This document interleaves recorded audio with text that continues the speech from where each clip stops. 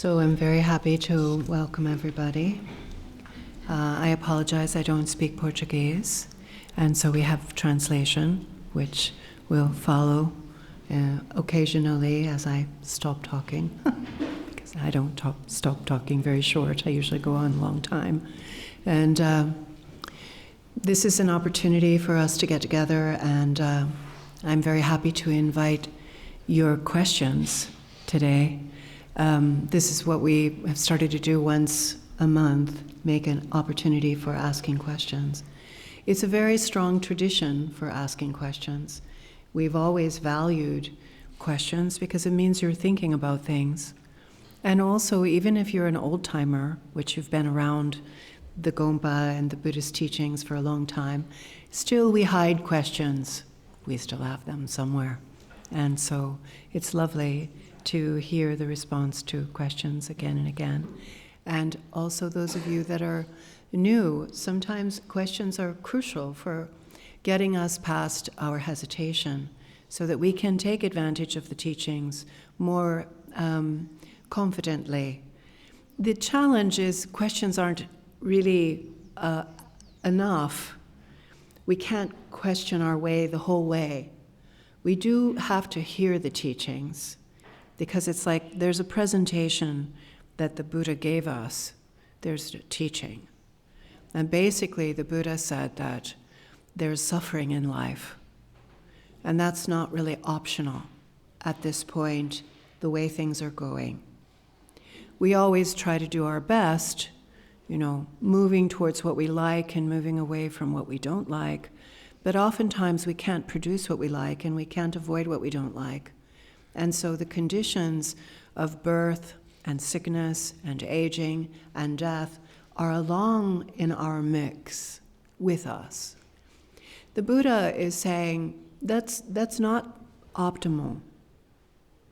It's not the best that it's like that. But we do need to understand it is like that.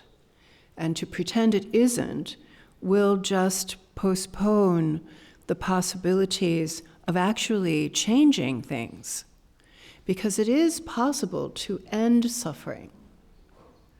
Suffering is ended, but it isn't ended the way that we think in terms of corrections, adjustments, manipulation, mastery of external phenomena isn't really the way that we change things. The way we change things truly is by changing our mind. The most powerful tool you have is your mind. And the most significant influence in your reality is your mind. And when your mind isn't going the right way, then suffering is inevitable. And it isn't anybody else's fault. And sadly, but also encouragingly, it is changeable. Our mind is changeable. And so this is why the Buddha taught. He taught how to change our own mind.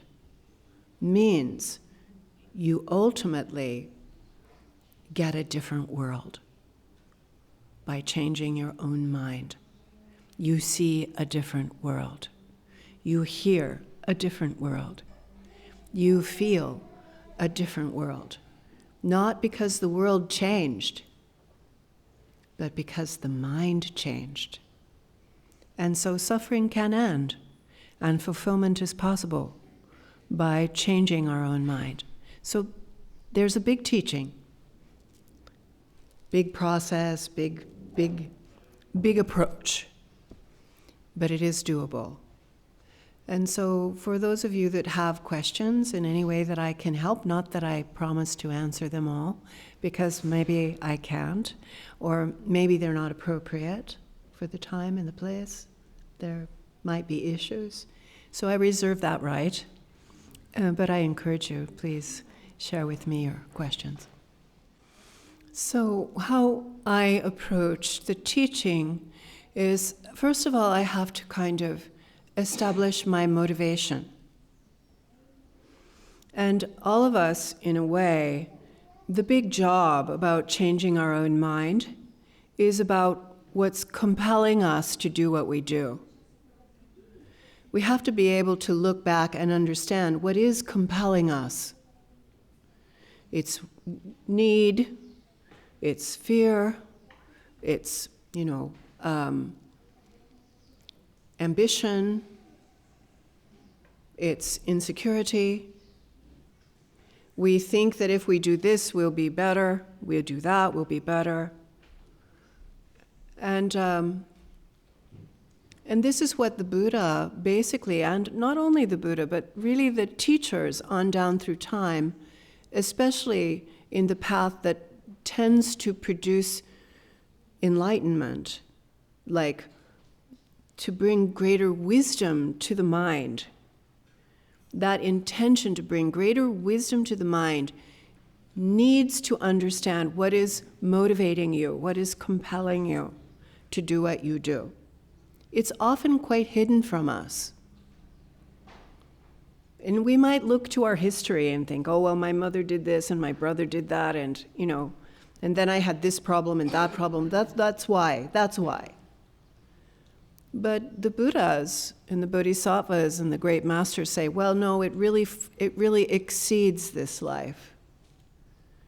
That even greater than this life, we have habit patterns. And our habit patterns tend to be directed towards our personal benefit. And that's so understandable. It's just that it won't free us from suffering. How we actually accomplish freedom from suffering is by expanding the mind, expanding the small mind. And how we do that is we care about others. Now, all of you care about somebody, but not as much as you care about yourself. I'm sorry, I don't mean to be insulting or anything like that, but just have to be honest about that. So the self-importance is dominant. In every case, for all of us, it's not a surprise. It's not a surprise in yourself, it's not a surprise in others. It's just that it's the root of our problem in ourselves and for them too. So the Buddhas and the Bodhisattvas and the great masters are trying to redirect our attention to the welfare of all beings. Even that idea is just revolutionary, that we would really care about others more than we care about ourselves. Now, that doesn't mean you're supposed to be killing yourself or, beating yourself or, attacking yourself. That's a whole lot of self-interest. It takes a lot of self-attention to do that kind of stuff.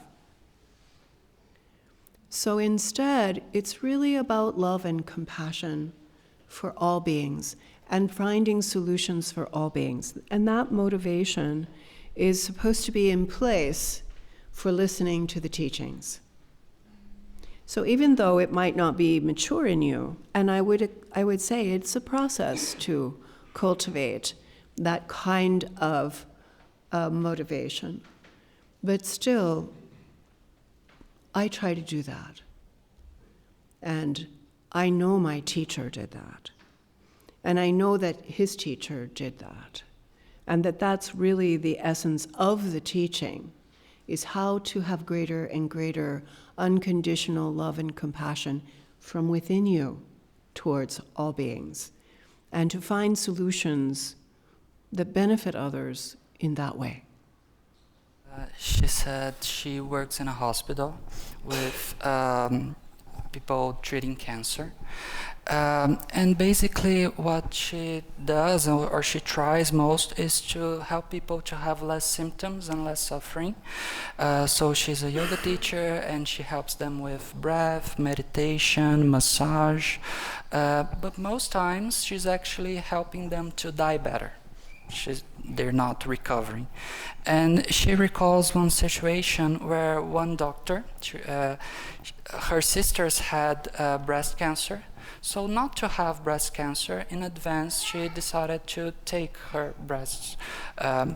So the doctor, the surgeon that attended her, decided to leave a little part because there was a reason for that. So he decided to leave that little part there.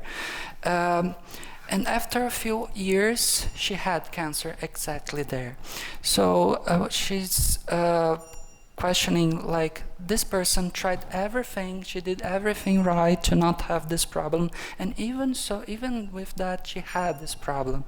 She couldn't change her destiny. So her first question is, do we have this condition, this kind of destiny, or something that we can change? And her second question is, she's often trying to soften people's suffering, these patients, and she feels like most times it takes a lot from her, more than she gets, and she takes her energy, her time, everything, and she's finding difficulty in reestablishing herself. That's why she came here today. Thank you. That's a very thoughtful question, and important. In answering the question, you really need to understand that this is what the Buddha says about those things, so that, it's not just my opinion. But what the Buddha was saying to us is that in that we are born, we are sure to have problems. So, unless you're a teenager, you don't kind of question the fact that you were born and why were you born and why was I born to you, you might say to your mother. But that we are born, we have human bodies, and human bodies are not perfect. We have the conditions already set in motion. See, that's what the birth isn't the beginning of things. There's something already set in motion. And then we've entered into this story. And in this story, there is that momentum of what already has been set into motion. And it ends at the moment of death. Not that death is the end, it's the end of this particular, chapter of a story. And so birth and sickness and aging and death apply to this story. And there's not an option about that. It's kind of I would say it's the big backdrop of our life, is that we have a human body. Most of the time we don't even think about that twice. But lots of beings don't have a human body. They have an animal body. Maybe they have the body of a ghost or a spirit or an elemental. We have a human body. It's not the center of the universe. It's just ours at this time. And it isn't forever. Like we didn't have it before your mom and dad got busy in the back of the Chevy. You can tell my history. So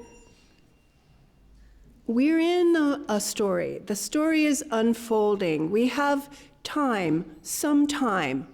Time changes, and we inevitably die.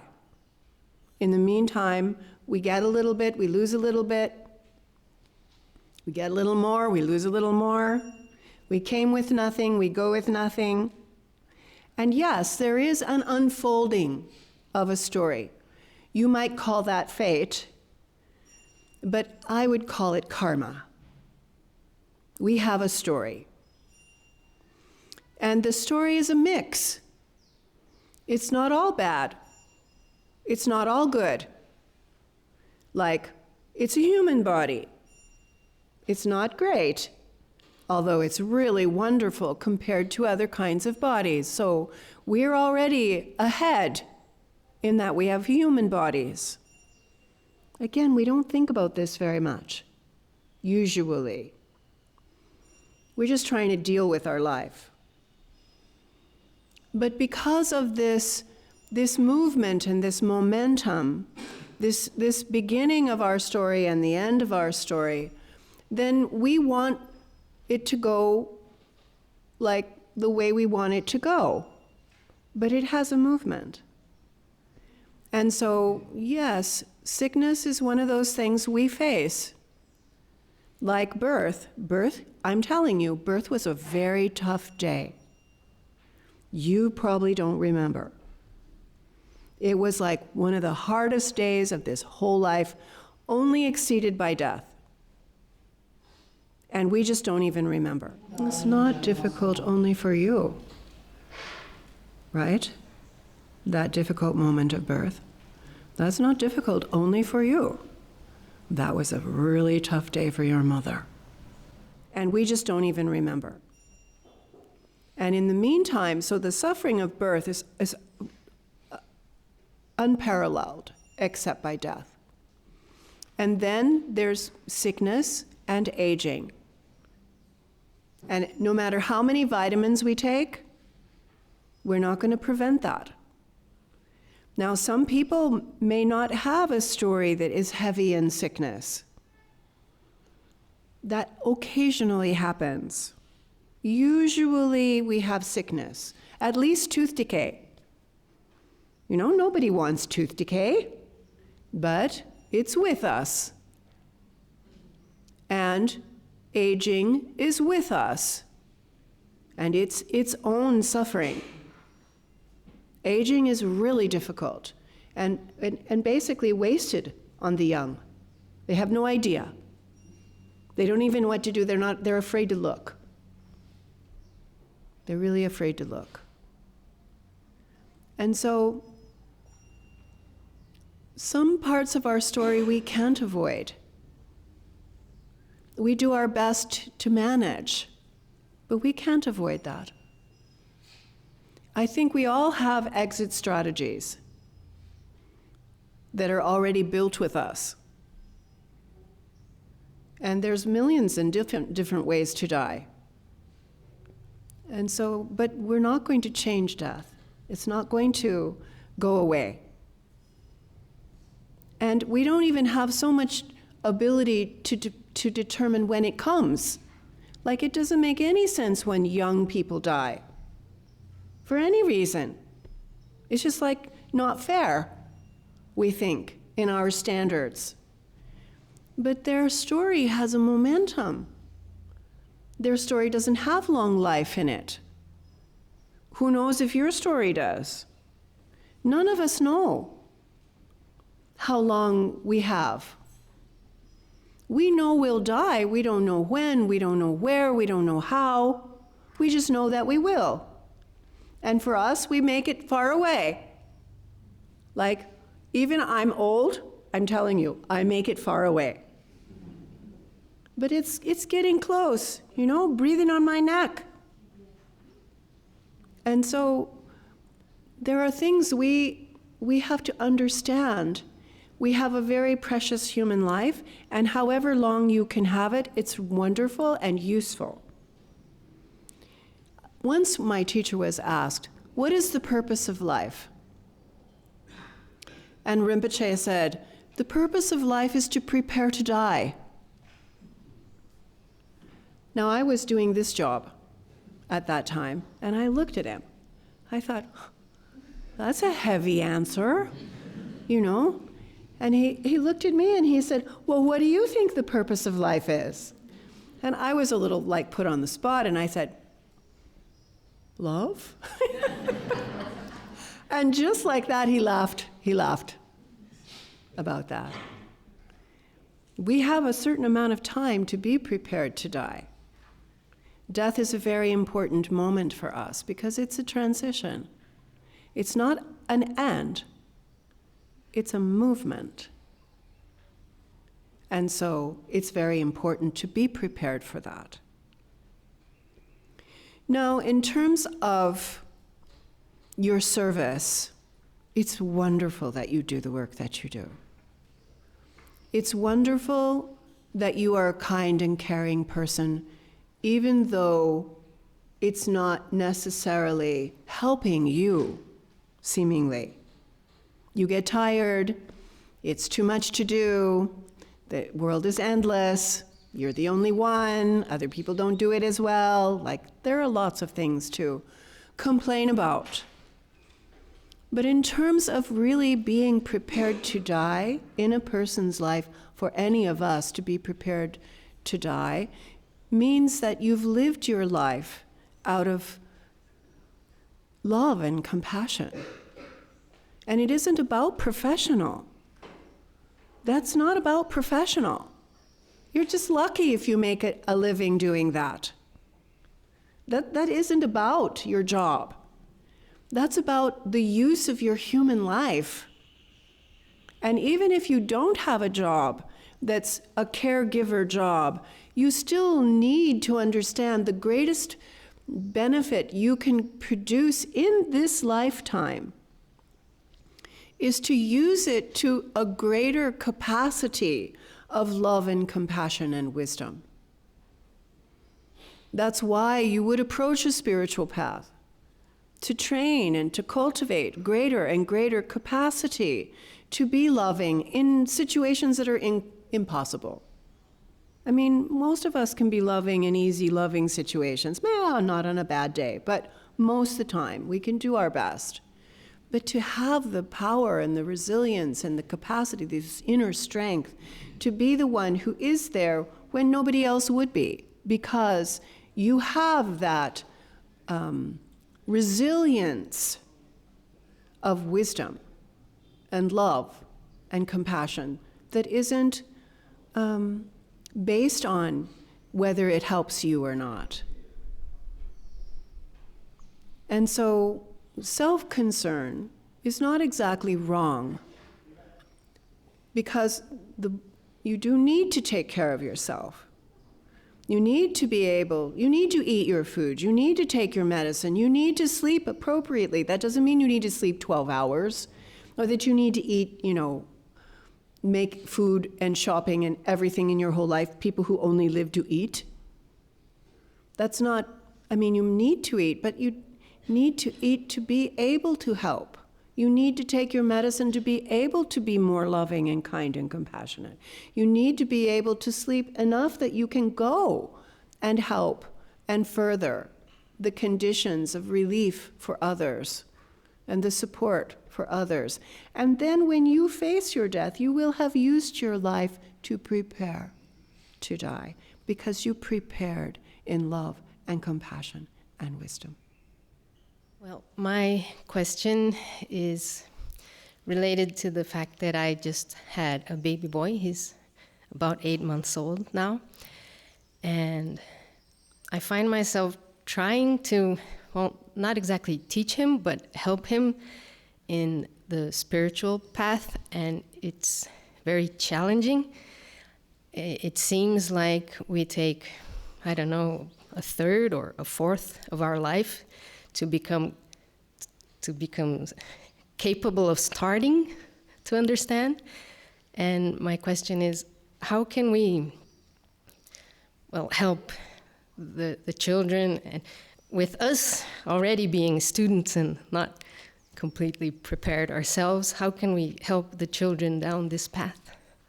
This is, of course, a really important question. And when I started the Dharma many, many years ago, I was a young mother, and so I was also recently divorced and raising my son myself.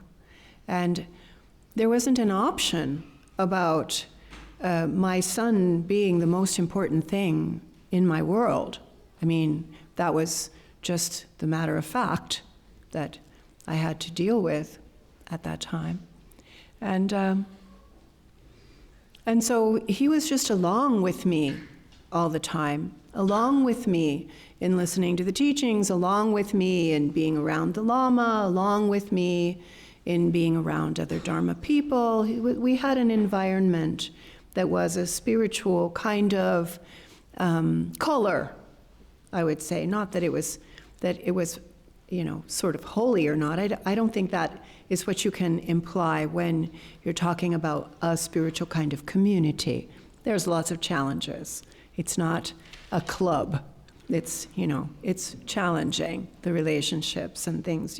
There's issues all the time. So there was, I had this beautiful boy along with me. And I think that it helped me when I began to understand that my child was not really mine, that he was really his. He belonged to him. What I had to offer was some support and some guidance and some conditions. He could be stuck to me. I was happy to have him stuck to me. But it wouldn't be forever. I'm old enough to know that children don't remain with their parents forever. And that's a very hard thing for parents. But it's hard because we also think that they belong to us, when actually they don't really belong to us. They really belong to them. And so it's important to give help and structure and support. But children, little children, don't have a great capacity, as you didn't and I didn't when we were really little. So what you give to your children is this support, is this guidance, is this help, you're letting them be stuck to you.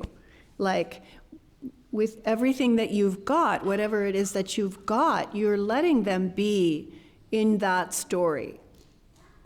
And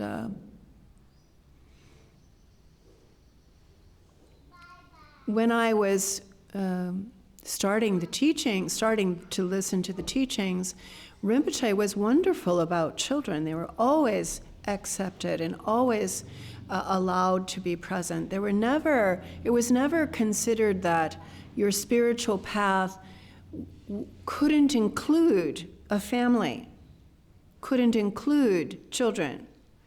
I mean, children and family are life, and your spiritual path is really about life.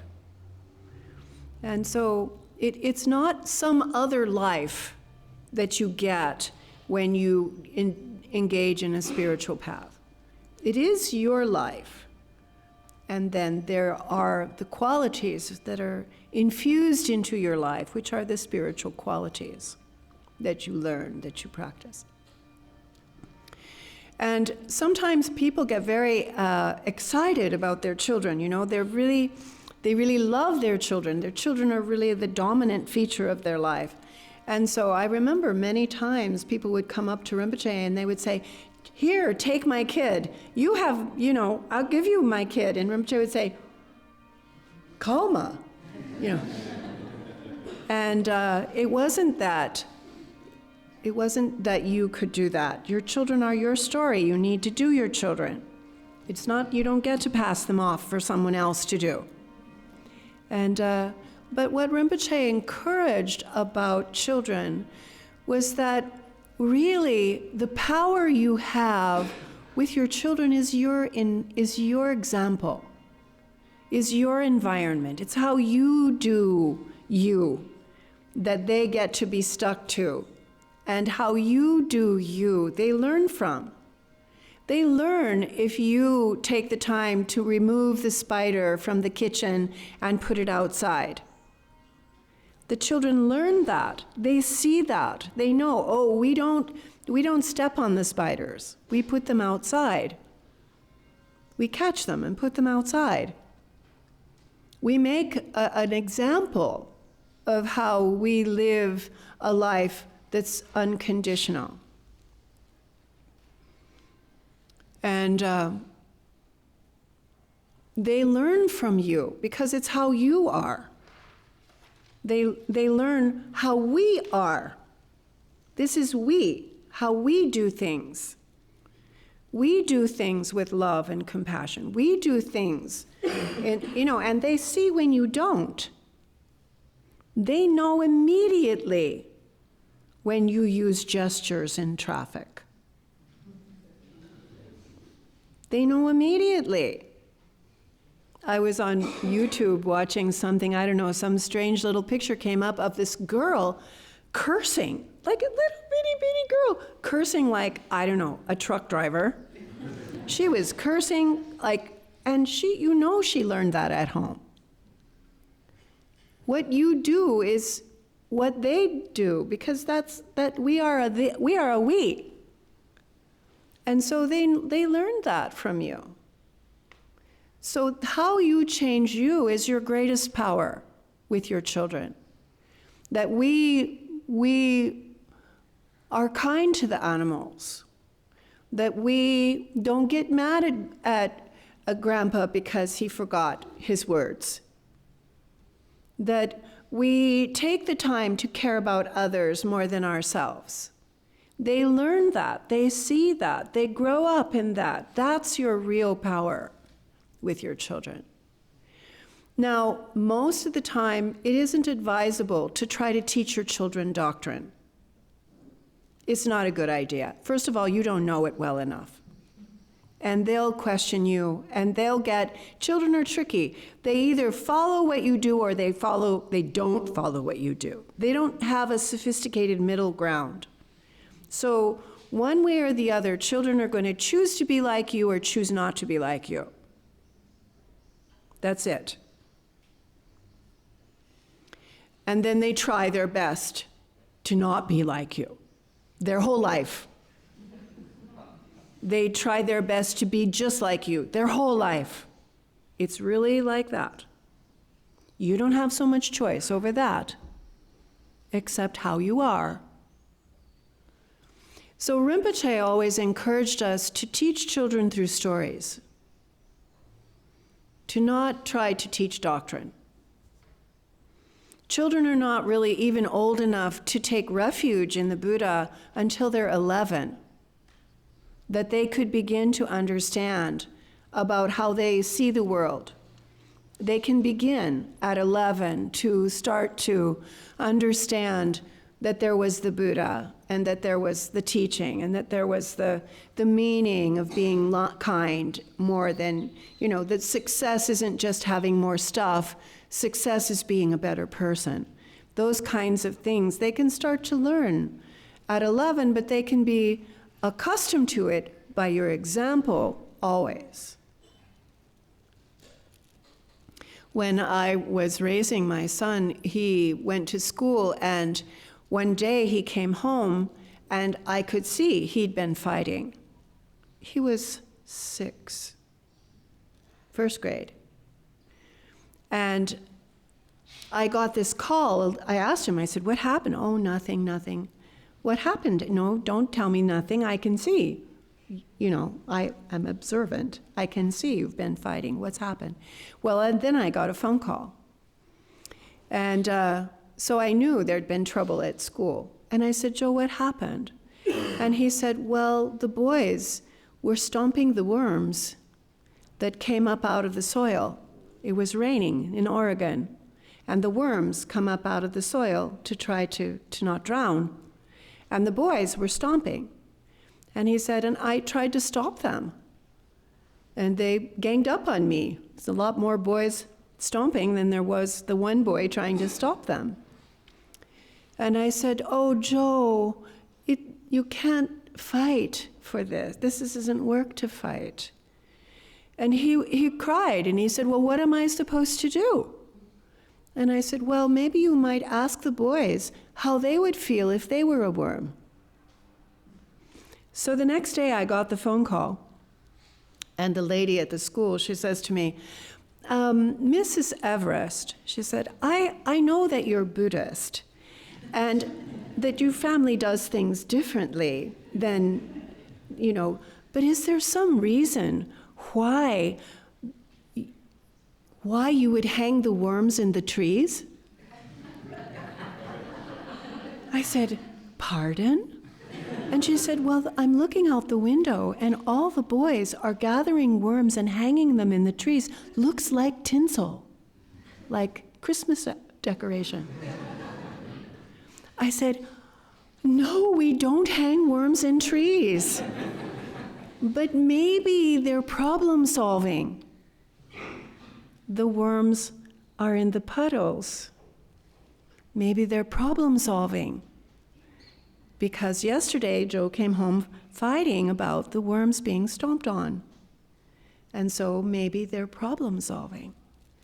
And so this is the thing you're going to face, those kinds of things where, yes, Joe said to them, how would you feel if you were a worm?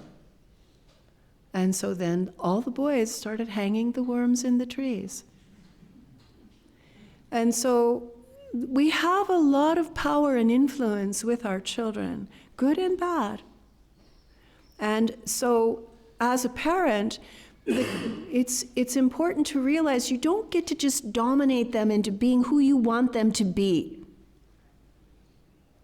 And honestly, a lot of us are just really dominating our children, imposing our story, what we expect them to do, to be right and to be successful. It's not that it's wrongly motivated, but if you realize how you respond to problems that your children see really informs your children.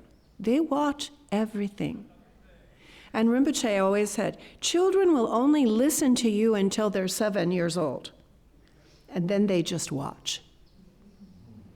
They don't listen. You can talk till you're blue, and they don't listen. But they watch what you do. That's how they know what you believe is by what you do. So he's saying humanity organized itself in many ways. We were hunter and gatherers. Now we're in capitalism. And we have an immense capacity of production, to produce things, but it's very bad distributed, very unequal. So there's a contradiction. We live in a world where there's much and abundance of richness, but still a lot of poverty, a lot of poor people, and the politicians often don't help. So his question is, should we fight, like politically, a political movement? If yes, how? Should we do a kind of revolution to change the world for better for everyone, to change this inequality? If yes, how? And how to conciliate like this external fight, revolution, to change the ways of production with the changing of our own mind? I think you got it in the end about changing our own mind. The challenge with understanding the Buddhist point of view from the outside is that we are using our worldly perspective, which is basically a divided perspective of what's for me and what's not for me, what works for me, what's working for others, and we have this kind of, we call that, in Buddhism, we call that duality, that our eyes are seeing our world in a dualistic way. Subjective is me and my thoughts, and objective is everything else and what I think about it. But what Buddhism is presenting is that there's a flaw in that concept. The flaw is that truth, the real way life is, isn't separated. Like the world is a world. And in our world, there's us and there's ducks. There's grass, there's birds, there's the sea, the oceans, the mountains, our world. And even our world is inseparable with our universe, which is inseparable with the edgelessness of everything. And so this is something limited in our personal capacity that we talk about now as a phase of capitalism, but actually now is the phase of divided perspective. Think about that. And so, changing our mind is what changes our world. Because if you change your mind from division to singularity, you've changed your world. Your world is no longer a battlefield. Your world is no longer just a big conflict between this and that. Your world is no longer right and wrong, good and bad. Because our mind, where we are, is not just capitalism, it's division. We cut and isolate to control. And we think that will work. And what we produce is conflict. Instead of putting together where there's no conflict. At first, we have to put it together because we've separated it. But ultimately, it's never ever been separable. You and I are breathing the same world. We are not two different things. Our world is not two different things. The sun and the moon are not two different things. But our mind is making sun and moon two different things. That's the limitation of our awareness. It's the limitation of our, our state. So changing your mind is the greatest power you have, because you can't change the world. You're not seeing the world. You're seeing what your divided mind gives you of the world. Now, that's not judgmental. I don't want you to think that I'm saying there's a right and there's a wrong. I think whenever you do right and wrong, you're totally wrong. Because there's no truth to right and wrong. There's only more wrong. The best that we can do is cultivate greater wisdom and then be kind. Be kind. Everybody just wants to be happy. They're pursuing it in a different way than you would pursue it. But they're trying desperately to be happy. They're trying desperately to not have suffering. And yet still, birth, sickness, aging, and death, not being able to get what they want and not being able to prevent what they don't want is happening for them, even the ducks. And so we would have this kindness, especially in a crisis. Kindness is really the best. Instead, understanding that yes, many people are suffering, and yes, many people are confused, and yes, many people, birth, sickness, aging, and death. There's a whole tragedy that can be noticed here.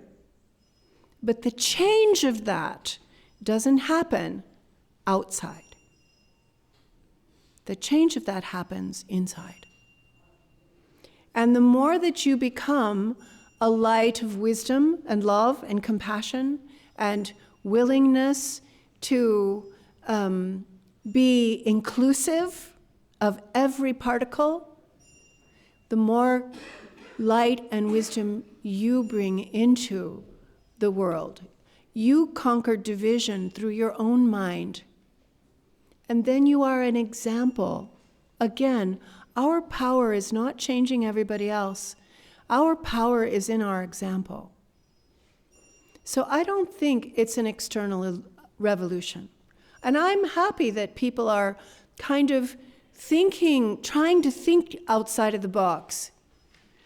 But they have to understand where the box comes from. We've got the box and we're putting the box everywhere. And it is changeable. But it's not changeable by fighting a revolution. And that might happen to us, who knows? We might face those things, but we need to face them with light and love and wisdom and bring a better, different example. Hi. Hi. Thank you for taking questions today. It's interesting because every time I come here, all of the questions and everything you say have like a relation to like the moments in my life or stuff that I'm thinking about. And somebody asked a question about children, and I've always been kind of like a depressed kid. Ever since I was small, I remember having like a lot of sadness in me, and I think that always came from like observing the world, and I was always kind of empathetic, I think, and I kind of saw like my brother suffering and my parents fighting and all of that. I went through like moving countries and all of that. And now that I'm older, I feel like I can see all of that in a different light and more mature. But at the same time, I always feel like it all comes back, you know. And even though I know consciously, I know a lot of things that I didn't know when I was a child, I still feel like lost sometimes, and like I'm trying to do things to make my life better and the life of the people that are nearby better, you know, like trying to think with more compassion and be better to these people. I always feel like my life sort of loses meaning, you know, and I want to know if you have any advice to like kind of ground that feeling. Like I'm a person that takes like medication, and I go to therapy and go to shrinks and all of that, and I see a relation with like in therapy, you have all these questions and you talk about them, and you sometimes know something consciously, but you don't know it like unconsciously, you know. It takes like a little time to sink in, you know. And I feel like it's the same. I like got in contact with Buddhism, it's been like a few months, so I feel like I'm still learning a lot. A lot of things make sense to me, but I know them consciously, but like unconsciously I don't, you know? It's kind of like that. And I have another like maybe unrelated question, but since I'm getting older, I keep thinking like about my future and my future with my partner and all of that, and the things that I would like to do, and maybe about having children. And I keep thinking, if life is suffering, why would you put a child in the world? They will suffer, you know? And yeah, maybe that's kind of a rant, but something that I think about. And yeah, thank you. So I think it's astute to understand that you can think about things, but it doesn't deeply change you. That's something that we have to understand about why we do meditation. We do meditation because meditation goes more deeply than the superficial level of thoughts and concepts about things. And even deeply, you know, it's like, for example, we can talk about cold, the cold, it's cold. It's cold in Antarctica. It's cold. We can talk about it. It's so many degrees cold. And even the thought about it, you know, we can get a shiver. But we're not really dealing with the cold. We're just dealing with the thought about the cold. And so you can wear lots of clothes, and you can do, you know, you build a special house, and you have to have all kinds of extraordinary structure in order to deal with that in a living way. But what a meditator does is a meditator understands the concept and understands the structure, but a meditator goes past the ordinary context of concepts and structures and deals with the nature of the mind that isn't subject to the cold. Cold doesn't make any difference to that mind. Cold is not helping or harming. We have another level of mind we don't experience, and that's something missing for us. And we always feel a little sad. Always. Because that level of well-being is not accessible to us at the present moment. And so we're sad. I mean, you can use all kinds of reasons why you're sad. I had to move countries, blah, blah, blah. So did I. I had to do that. But that's not the reason why we're sad. That's something we're referencing to maybe is the reason why we're sad. But why we're sad is beyond really ordinary reasons. We're sad because we are not in ownership of our true qualities. Something's always missing for us. Not that it's really missing. It's just not noticed.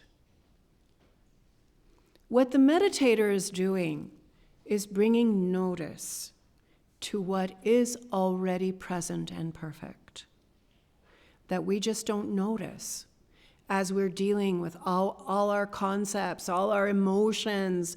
We're so busy with all this kind of like, I don't know, like waves on the surface of the sea. You know, big waves, little waves, you know, all the time, something. But the depths of our being, the true nature of our being, like the depths of the ocean, is not subject to the waves on the sea. And so, lacking that realization of the depths of our being, not that it's ever missing, the depth of the ocean is never missing, even though we're busy at the level of waves, hope and fear and gain and loss and, you know, liking and disliking. We're stuck there. And so that's more or less what the Buddha is saying, is that, look, you can't find success at the level of the waves on the surface of the sea. You have to experience the depths of the ocean, and then you become the ocean. You're not just one wave or another wave, gaining or losing. You're really the ocean, and we just don't know that. And so sadness is understandable. It shouldn't be left at that level. But we don't know. We're not introduced. We don't have teachings. We only are problem solving at the level of waves. And we're thinking about the waves, and we're trying to find solutions with the waves, and it just never really gets to that place of completely okayness that is the ocean. And so I think, you know, sometimes these disappointments and these things are cues. They're clues that there's a bigger search to find answers to. But more than answers, we have to gain experience. And that's something that happens by training the mind and meditating. That's why, you know, why do these guys go live in caves? Why do they do that? I mean, caves are musty and dusty. They're spiders. Why would they do that? I'm not inclined to caves. You know, a meditation hut, maybe. Caves, I don't know about that. They do that because it gives them a chance to, like, allow a simple life to pay attention to the depths for the benefit of all beings. And we'll stop there today with our questions and answers. So I'm very happy that you came and that we could talk about a little bit, cover questions and answers, but mostly I'm inspired that you're here. You know, what it took in your life to part the waters to be here. You know, what it would take in your life to, you know, think about these things.